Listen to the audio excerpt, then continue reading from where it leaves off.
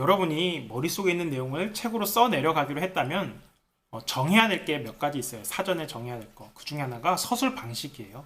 이 서술 방식은 구체적으로 서술제를 어떻게 설정하느냐인데요. 크게 세 가지가 있어요. 지금 설명하는 내용은 뭐 자기계발서용으로 나온 글쓰기 책에서는 거의 못 들어본 내용일 겁니다.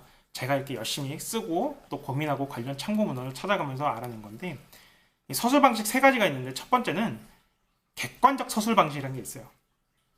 이 글의 표면에, 텍스트에 나가 드러나지 않는 거예요. 그렇죠? 나는 이렇게 생각한다, 저는 이렇게 생각해요, 이런 게 없이 그냥 여러분 수학책을 생각해 보면 가장 쉬울 거예요. 집합은 무엇이다. 집합의 성질은 이러이러한 게 있다. 이런 건 이렇게 한다. 뭐 등등등 나오는데, 주어에 나라든가 저 같은 표현이 없어요. 저자가 텍스트에 드러나지 않는다는 뜻이에요. 개념이 주어가 되고 저자는 그 개념 속에 숨어버리는 구조인 거죠.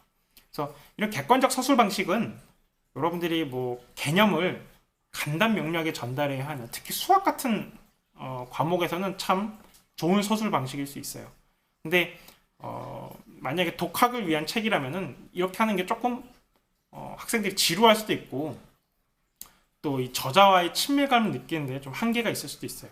그래서 제가 주로 쓰는 방식은 주관적 서술 방식인데, 나 혹은 저 같은 표현이 텍스트 표면에 드러나는 거예요. 내가 해보니까 이렇더라. 뭐 이렇게 생각하는 사람들도 있는데 나는 이렇게 생각해. 뭐 이렇게 표현을 하는 거예요. 책에 직접적으로. 이렇게 하면은 아무래도 이 독자 입장에서 이 글을 쓰는 저자를 직접적으로 조금 더 느끼기가 좋겠죠. 이 책을 통해서, 종이를 통해서 만나지만 이 종이 속에 있는 저자를 직접적으로 만날 수 있는 느낌을 줄 수 있고, 여러 가지로 좋은 점이 많아요. 실제로 내가 쓰는 어투를 그대로 쓰기 때문에 글쓰기도 되게 편하고요. 다만 이렇게 쓰면 좀 쓸데없는 이야기가 들어가기도 쉽고, 만약에 이제 간단 명료하고 좀 체계적인 것들을 좋아하는 사람들에게는 이렇게 나나 저를 집어넣어서 쓰는 게 좀 지저분하게 느껴질 수도 있어요. 저는 쓰는 거는 주관적 방식을 쓰긴 하는데, 읽을 때는 객관적 서술 방식으로 된 걸 좋아해요. 왜냐면 그런 게 간단 명료해서 읽기 참 좋더라고요. 이제 세 번째가 있는데, 세 번째는 뭐 플라톤 무슨 저작들 보면은 막 두 인물이 대화하듯이 하면서 철학적인 내용이 막 전개가 돼요. 뭐 소크라테스랑 막 이야기를 하고 뭐 이런 거 저런 거 보면은 막 대화 형식으로 진행된다는 거죠. 그런 거를 간주관적 서술 방식이라 그래요. 상호 주관적이라고 해도 돼요. 이 주체가, 대화 상대가 둘 이상 등장해서 이런 얘기하고 저런 얘기하고 이런 얘기하고 저런 얘기 하는 거죠. 예를 들어 제가 책 쓸 때는 종종 간간히 코너로 만들어서 놓는 건데, 뭐 질의응답이 있었다 이런 개념을 이렇게 설명했는데, 질의응답이 있었다. 그래서 학생, 저, 대화. 이건 뭐예요? 이거 이런 거야. 이해가 안 가는데요? 다시 이렇게 생각해봐. 뭐 이런 식으로 이제 카톡 대화창처럼 나가는 거죠. 그런 게 간주관적 서술 방식이라고 할 수 있어요.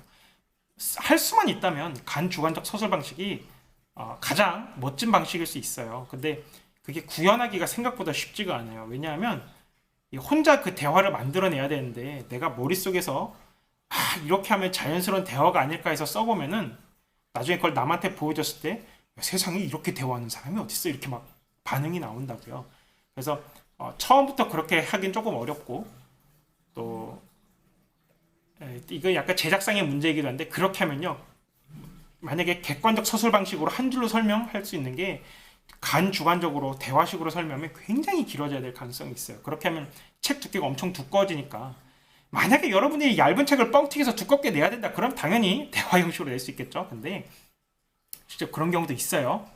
카톡창을 그대로 긁어서 책으로 내는 경우도 있어요. 정말 미친 경우인데, 제 생각엔. 뭐 그런 극단적인 경우도 있지만, 일반적으로는 주관적 서술 방식으로 쓰다가 간주관적 서술 방식을 쓰거나, 혹은 객관적 서술 방식으로 무미건조하게 쓰다가 팁처럼 해서, 근데 나는 이렇게 보니까 이런 게 뭐 더 좋은 방법이 있는 것 같아 하는 방식으로 쓰면은 여러분들이 조금 더 읽기 쉬운, 그리고 독자 입장에서도 조금 더 마음에 드는 애착을 가질 수 있는 책을 쓰는데 도움이 될 겁니다.